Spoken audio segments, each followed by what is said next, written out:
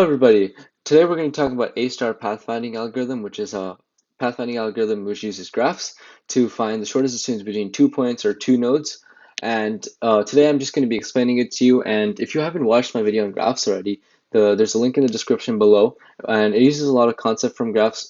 So I won't really be going into depth into that today. But yeah, today's just an explanation, and later on we might do a visualization with Java or Python to see how it really looks. But before we get on to that, make sure to like this video, subscribe to the channel, and share it with your friends and family.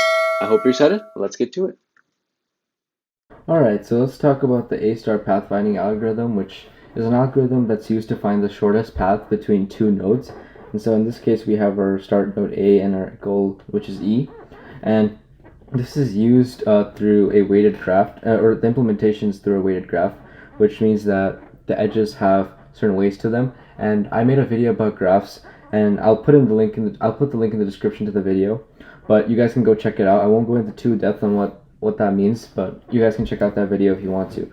But it uses weighted graphs which have edge values, and so these edge values mean how, in our case, these edge values mean the distance from between two nodes.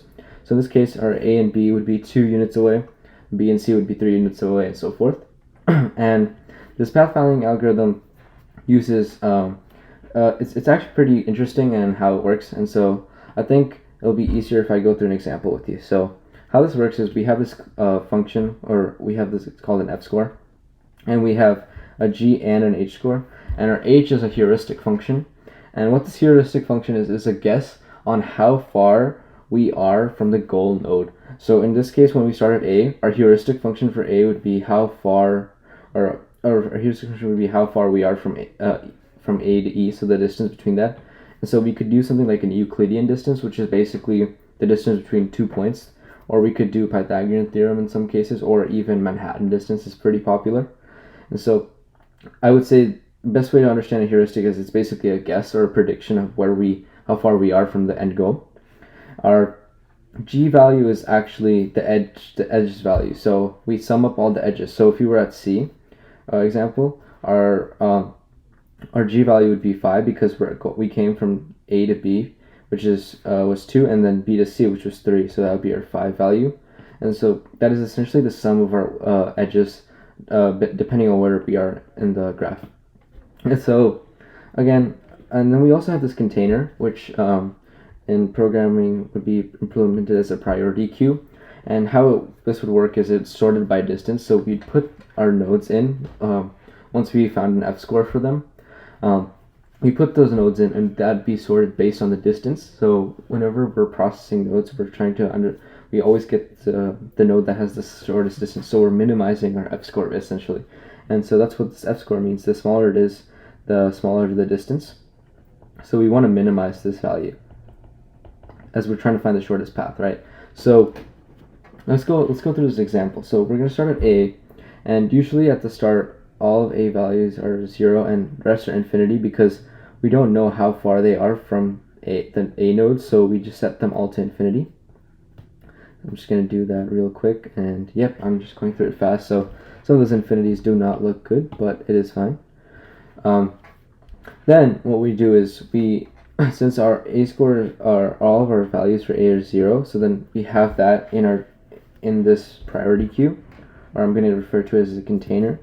And then what we do is once we have that, we can take that out, and then what we do is since we have this, we know that it's A comma 0, we can go to its neighbors now.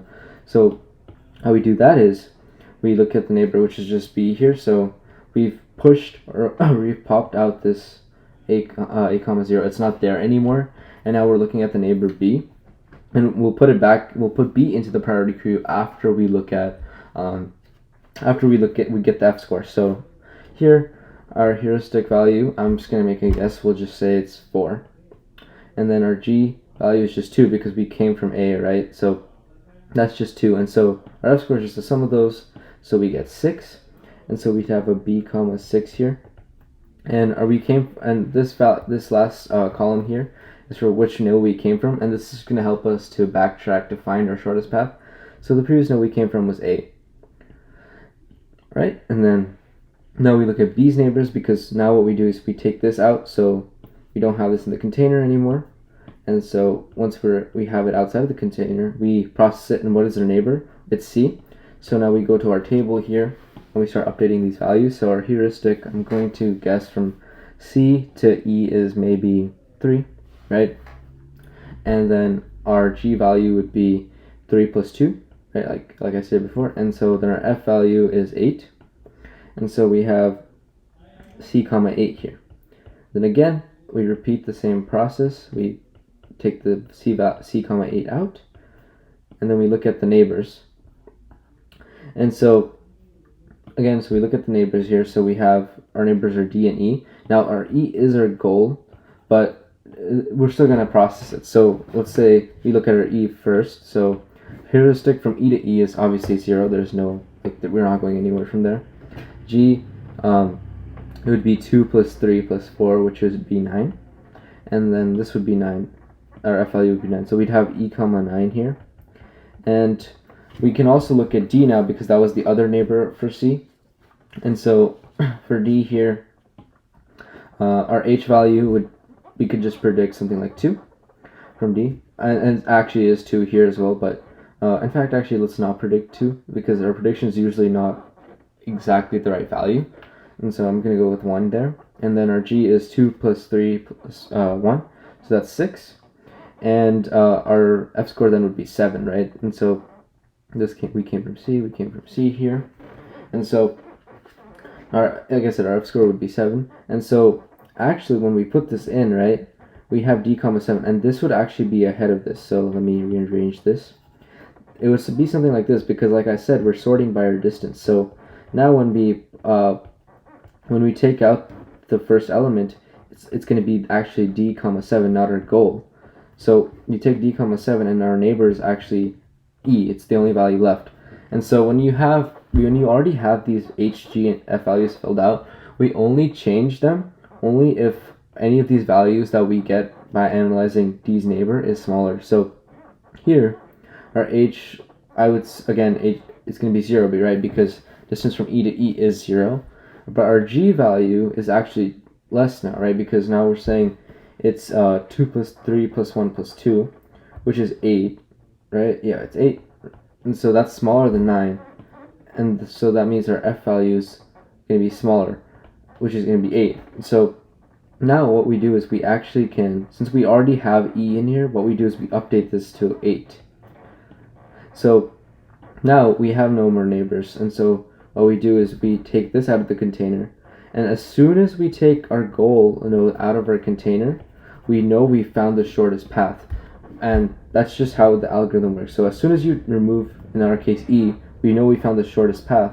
And so this would be updated here. And so now we use these previous nodes to backtrack our way. So our path would be, so we know that E came from D, and then D came from C, then C came from B, and then we came from A. So then our shortest path would be A to B to C to D to E. Even though it might seem logical from the shortest path would be like A to B to C to E, this 4 right here, the weights actually makes a difference. So our shortest path would be this according to the A-star pathfinding algorithm. And so as you can see, it's actually very interesting, and I know it might seem a little confusing, and if you have any questions, please put them in the comment section below. I will definitely answer them. But yeah, it's very interesting, and you see how it uses graphs and the concept of graphs, and it can be very powerful. And yeah, this is one of those pathfinding algorithms. There are many out there. This is one of them. And in a future video, we'll probably code this up and make a visualization of it, so it actually looks much cooler. But yeah. I hope you enjoyed that explanation of the A-star pathfinding algorithm. And if you have any questions, please leave them in the comment section below. I will definitely answer them. But yeah, I hope you enjoyed the video, and I hope to see you soon.